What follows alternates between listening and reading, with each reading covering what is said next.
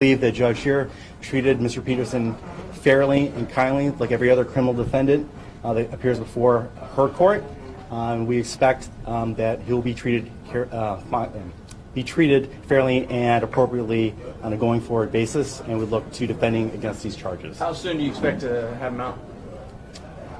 As you can imagine, that's not entirely out of my in my control, and I have to deal with BSO, so I don't have an answer for you. Who paid his bond?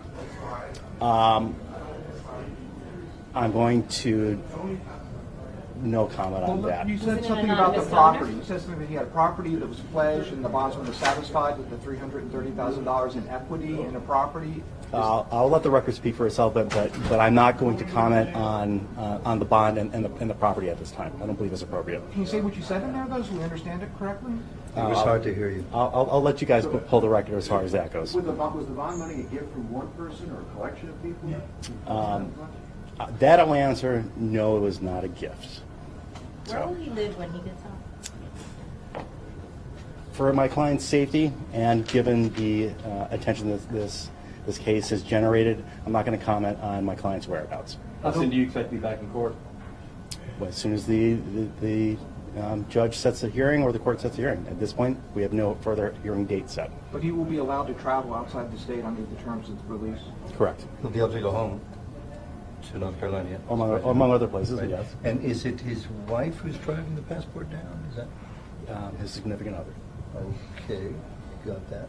How did BSO get him down here from North Carolina?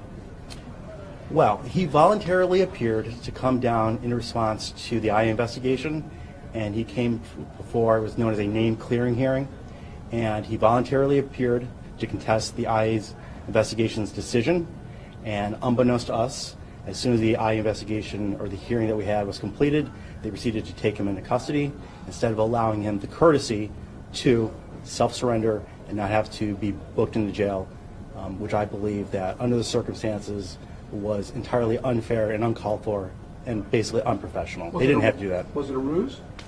I won't go so far as to say that it was a ruse, but I believe it was planned. I believe it was orchestrated, and I believe that all they had to do was call me and say, we're going to file charges, and I would have been more than happy to surrender him, and all this could have been taken care of ahead of time, and he could have avoided having to spend a day and a half in jail that he didn't necessarily have to do. Did you have any inkling that this was coming, that there was going to be charges? Did you have a sense that it was Nope.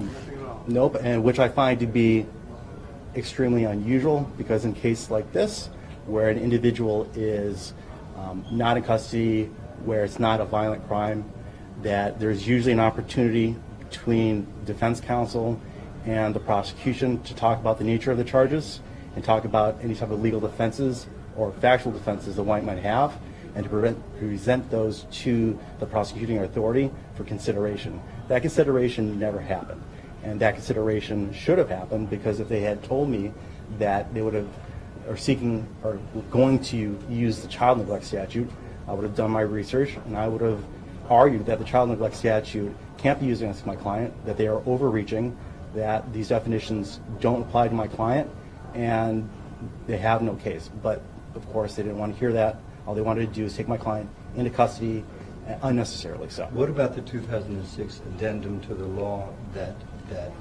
does mention other caregivers in terms of law enforcement? Given that opposing counsel sprung that on me at the last minute, I'm not going to comment on that statutory section until I've had an opportunity to review it in depth.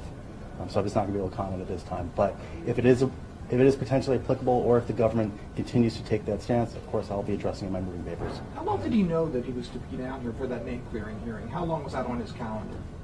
How much advance notice did he have? At least a couple weeks. At least a couple weeks. So those charges may have been ready for a couple of weeks. Well, it would not surprise me, but the arrest warrant was signed the day before. Was he in general population last night, or did they hold him somewhere safer? As you can imagine, I'm not really able to talk about my client's whereabouts while in custody. I don't think that would be appropriate.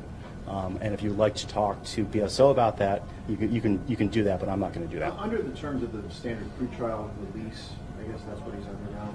Correct. When he's away, does he have to check in with you? Does he have to check in with BSO? Or does he have to check in with anybody between now and his next court date? He'll have to check in with pretrial as appropriate, as they deem necessary. And but to answer your question specifically, he doesn't have to check in with me. So I'm not, as you can imagine, I'm not an officer of the government of the state or pretrial. So, But your document could be out this being- today, right? Is that what's happening as far as you're aware? I hope that it'll be out today, and I'm going to work on that right now. So with that, I bid you all adieu, and you all have a nice day. Okay.